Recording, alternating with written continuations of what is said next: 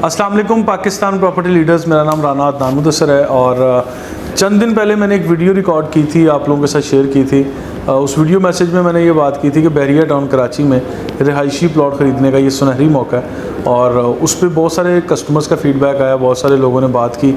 और आज इस वीडियो में जो मैं फ़र्दर चीज़ों को आंसर करूँगा या कुछ चीज़ें एलेबोरेट करूँगा, वो सवालात कुछ इस तरह के हैं कि इस वक्त सुनहरी मौका क्यों है कि क्यों आप रिहायशी प्लॉट परचेज़ करने के लिए रिकमेंड कर रहे हैं। देखिए, इसकी कुछ वजूहात हैं। सबसे पहले ये कि आज मार्केट की सिचुएशन जैसी भी है, कीमतें कम हैं, लोग अपने रिहायशी प्लॉट को सेल करने की तरफ जो है मुतवज्जो हो चुके हैं और एक के बाद एक ऑप्शन मार्केट में मिल रही है, बहुत कम प्राइस पे मिल रही है। रिहायशी प्लॉट्स ऐसे हैं क्योंकि बहरिया टाउन ने 2-3 कंडीशंस लगाई कि आप लोग पोजेसन और यूटिलिटी के पैसे पे कर दें, कैटेगरी चार्जेस या कोई भी चीज़ें जो अप्लाई होती हैं वो आप लोग पे करें और उसके बाद फिर आप लोग अलॉटमेंट हासिल कर लें। अदरवाइज़ आप लोगों को अलॉटमेंट नहीं दिया जा रहा, फिर बहरिया टाउन के कोई कानून या कायदे कानून जो है वो आपके ऊपर नाफिज होंगे। वो कायदे कानून क्या होंगे? मैक्सिमम आपकी लोकेशन चेंज कर दी जाएगी, आपको फ़ाइन कर दिया जाएगा या वो जुर्माने आप लोग बाद में पे करते रहेंगे, चार्जेस बढ़ा दिए जाएंगे, इस तरह की चीज़ें होंगी। तो जब ये चीज़ें मार्केट में सामने आई तो बहुत सारे लोग अपने रिहायशी प्लॉट्स को सेल करने की तरफ आ गए कि हमें रिहायशी प्लॉट को पिछले 5 साल या 7 साल से रखा हुआ है, हमें तो इसका कोई भी खातिर खा फ़ायदा नहीं हुआ। 1-2 दफ़ा बीच में कीमतें बढ़ी हैं, लेकिन जिन लोगों ने बुकिंग में लिए थे उन्होंने चले फ़ायदा उठा लिया, लेकिन जिन लोगों ने घर भी बनाने थे वो भी चले फ़ायदे में हैं, अपना घर बना रहे हैं। लेकिन जिनका पर्पज़ ही इन्वेस्टमेंट था, आज उन लोगों ने कुछ अर्सा पहले लिया और आज की मार्केट में वो फिर उसको सेल की तरफ लेके आ रहे हैं। तो एक हैवी अमाउंट ऑफ ट्रांसफ़र या टैक्स की मद में या कमीशन की मद में एजेंट्स भी आपसे चार्ज करते हैं। तो ये 2-3 तरह के वो चार्जेस हैं जिसे हम हिडन चार्जेस कह सकते हैं कि ये चार्जेस जब आपके ऊपर अप्लाई होते हैं, आप कंप्लीट कैलकुलेशन के साथ आते हैं तो आपको समझ आती है कि नहीं, हमें प्लॉट जो थोड़ा अर्सा हमने इन्वेस्टमेंट के लिए रखा था आज बेचने के लिए जा रहे हैं, उसमें कोई खातिर खा फ़ायदा नहीं हो रहा है। इसके मुकाबले में जब प्राइवेट बिल्डर्स का यहाँ पे बोलबाला हुआ है और इन्होंने मल्टीपल प्रोजेक्ट्स ऑफ़र किए हैं, आए दिन कोई ना कोई नया प्रोजेक्ट आ रहा है जिसमें शॉप्स हैं, अपार्टमेंट्स हैं, ऑफिसेज़ हैं, फूड कोर्ट टाइप इस तरह की शॉप्स, ये डिफरेंट इन्वेस्टमेंट अपॉर्चुनिटीज़ आ रही हैं। अभी तो होटल सर्विस अपार्टमेंट और इस तरह से भी आ रहे हैं जहाँ पे आप चंद नाइट्स के लिए स्टे कर सकते हैं। जैसे ही एक कॉन्सेप्ट आता है जो इंटरनेशनल कॉन्सेप्ट है, तो होटल सर्विस अपार्टमेंट या होटल सर्विस रूम्स, इस तरह की ऑप्शंस भी इन्वेस्टमेंट के लिए बहरिया टाउन में आ चुकी हैं। तो ये सारी ऑप्शंस मैं इसलिए शेयर कर रहा हूँ कि जब लोगों ने ये सोचना शुरू किया कि प्लॉट्स के मुकाबले में अगर तो आप इन्वेस्टर ही हैं तो फिर आपको रिहायशी प्लॉट रखने का कोई फ़ायदा नहीं था। अब मैं ये चाहता हूँ कि इन्वेस्टर्स यहाँ से निकल जाएँ, रिहायशी प्लॉट से कम इन्वेस्टर यहाँ से निकल जाएं और आप एंड यूज़र के तौर पे वो लोग आएँ। 2 तरह के लोग आएँ, एक वो जो बिल्डर हों, डेवलपर हों, यानी जो घरों की तमीर करें और घरों की तमीर करके उसको सेल आउट करें, वो लोग फ़ायदे में रहेंगे। और दूसरी तरह के वो लोग हैं जिन्होंने अपने लिए यानी अपनी ज़ात के लिए वहाँ घर बनाना है और वहाँ फ्यूचर में रिहाइश करनी है। वो आप 1 साल बाद कर रहे हैं या 4 साल या 5 साल के बाद कर रहे हैं, इट्स अप टू यू, लेकिन आपका पर्पस कुछ इस तरह का होना चाहिए। मैं उन इन्वेस्टर से मुखातिब होकर कहता हूँ जिन इन्वेस्टर का मकसद ये था कि आज हम यहाँ पे फॉर एग्ज़ाम्पल कुछ इन्वेस्टमेंट डालेंगे और उसको डेवलप करेंगे अगले 2 साल में, अगले 4 साल में। उनके लिए बहुत ज़्यादा अपॉर्चुनिटीज़ कमर्शियल प्रोजेक्ट्स में मिल रही हैं कि आप एक कमर्शियल प्लॉट लें, उसको कमर्शियल प्लॉट को बिल्डिंग की शक्ल अख्तियार करने की तरफ लेके जाएं, तो आपको बहुत अच्छा ज़बरदस्त जो फीडबैक मिलेगा और एक कैलकुलेशन मिलेगी। वो आपको इवन 125 गज़ के, 133 गज़ के या 266 गज़ के कमर्शियल प्लॉट से बड़ा अच्छा रिस्पांस मिल रहा है, जो कि आपको रिहायशी प्लॉट के 1000 गज़ पे भी नहीं मिल रहा।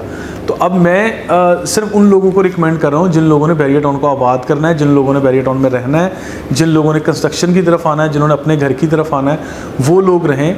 और अदरवाइज़ फॉर एग्ज़ाम्पल अगर मेरे पास कोई रिहायशी प्लॉट्स हैं, वो 5 हैं, 10 हैं और मेरे पोजेसन यूटिलिटी के पैसे भी पे करने पड़ रहे हैं, फिर बहरिया टाउन में मैं 3 साल तक घर नहीं बनाता, मैं तो 10 साल नहीं बनाना चाहता, ठीक है। ये DHA नहीं है, ये कोई और सोसाइटी नहीं, ये बहरिया टाउन है जहाँ पे आपके ऊपर इस तरह के चार्जेस लागू हो रहे हैं और बहरिया टाउन ने लागू किए हैं। तो इस तरह के चार्जेस जब लागू होंगे तो फिर बहरिया टाउन में आप 10 साल तक खाली रिहायशी प्लॉट रखेंगे तो माज़रत के साथ मैं कहूँगा ये बेवकूफ़ी है, कोई अक्लमंदी नहीं है।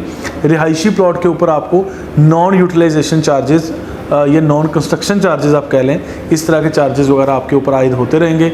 मेंटेनेंस की फॉर्म में आपको पे करने पड़ेंगे जब आप अलॉटमेंट हासिल कर लेंगे।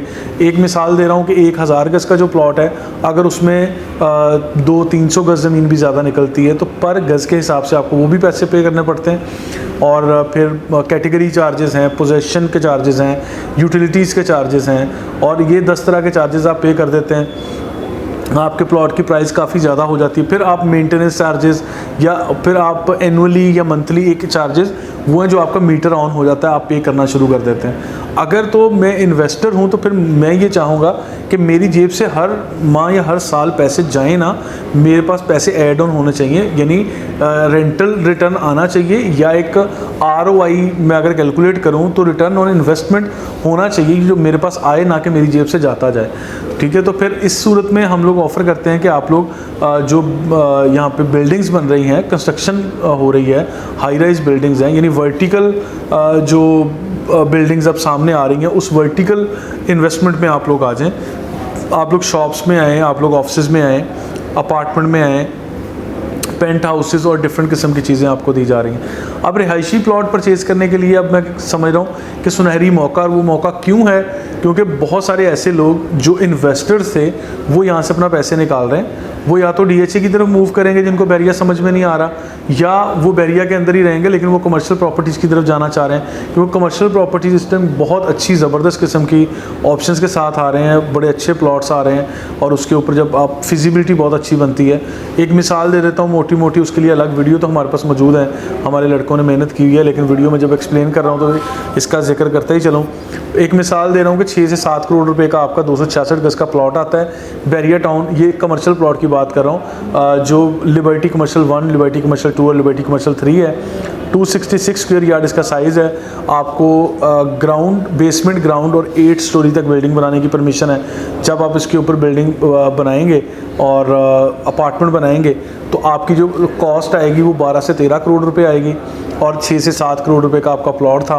तो अगर आप इसको कैलकुलेट करते हैं और 12 और 6 18, या यानी 18 से 20 करोड़ रुपए की अगर आपकी इन्वेस्टमेंट होती है तो आपका 25 से 26 करोड़ रुपए का पूरा प्लाजा सेल आउट हो जाता है। तो आप ये देख सकते हैं कि आप 1 से 2 साल के टाइम फ्रेम में अगर महज आपने 6 से 7 करोड़ रुपए इन्वेस्ट किए थे और आप उसके बाद कंस्ट्रक्शन की तरफ चले गए तो आपको 5, 6, 7 करोड़ रुपए का अगर प्रॉफिट मिलता है तो ये कोई बुरी इन्वेस्टमेंट नहीं है। ये कैलकुलेशन बहरिया टाउन में ही आसान है जो अभी हमें नज़र आ रही है, क्योंकि DHA में आपको अच्छे खासे बड़े साइज़ के प्लॉट पे भी सिर्फ 4 स्टोरी तक बिल्डिंग बनाने की अप्रूवल मिलती है, या इसके अलावा भी कई ऐसी हाउसिंग सोसाइटीज़ हैं पाकिस्तान में जहां आपको 4-5 मंजिला से ज़्यादा की अप्रूवल ही नहीं मिलती। तो ये बैरिया टाउन ही है जहां पे आपको हाई राइज की परमिशन है, और इस टाइम ये बहुत अच्छा प्ले ग्राउंड है for the developers, for the builders, for the investors कि वो यहाँ पे कमर्शियल या सेमी कमर्शियल प्लॉट्स की तरफ आएँ।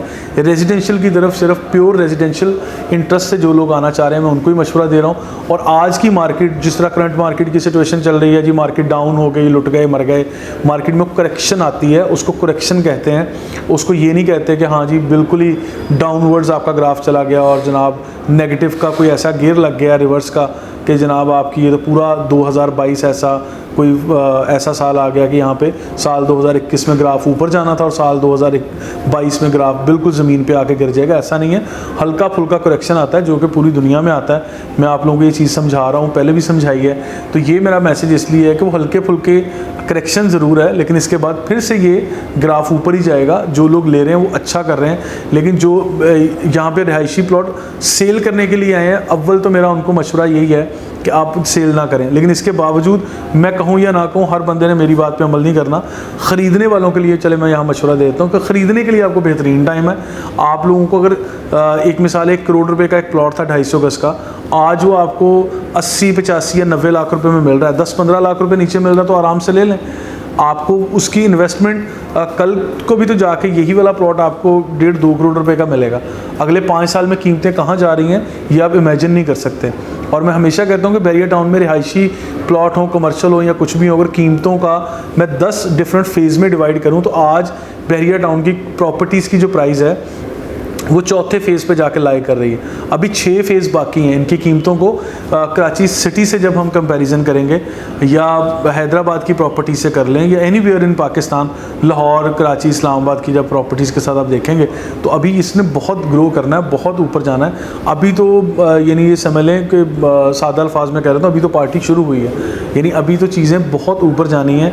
अभी तो ये शुरुआत है, ये न्यूली डेवलप्ड और वो समझ लें growing, fastest growing living community है। एक अलग से शहर बसाया गया है। अभी तो यहाँ पे चीज़ें ग्रो कर रही हैं, ठीक है। अभी तो आटे में नमक की बराबर यहाँ पे काम हुआ है। अभी तो मज़ीद बहुत बड़ा काम यहाँ पे होना है और उसमें मैं समझता हूँ ना सिर्फ हमारे पूरे पाकिस्तान से लोग इंटरेस्ट ले रहे हैं, बल्कि हमारे ओवरसीज़ पाकिस्तानी जो पूरी दुनिया में कहीं भी मुकीम थे या पाकिस्तान में कहीं भी रियल एस्टेट का काम करते थे, आज वो लोग यहाँ बैरिया टाउन कराची को टेक ऑफ होता हुआ देख के, यानी टेक ऑफ की पोजीशन में इस वक्त बैरिया टाउन, जब टेक ऑफ की पोजीशन में देखा तो हर किसी के राल टपक पड़ी है, हर कोई बैरिया टाउन की तरफ आ गया है। तो मैं ये समझता हूँ कि बैरिया टाउन आज एक इन्वेस्टर्स के लिए पैराडाइज बन चुका है, बहुत अच्छी इन्वेस्टमेंट हब है और रियल एस्टेट इंडस्ट्री में this is the fastest growing real estate market in Pakistan, जिसे हम बैरिया टाउन कराची का नाम देते हैं। फर्दर इन्फॉर्मेटिव वीडियोज़ के लिए you can follow us on social media. Thank you so much.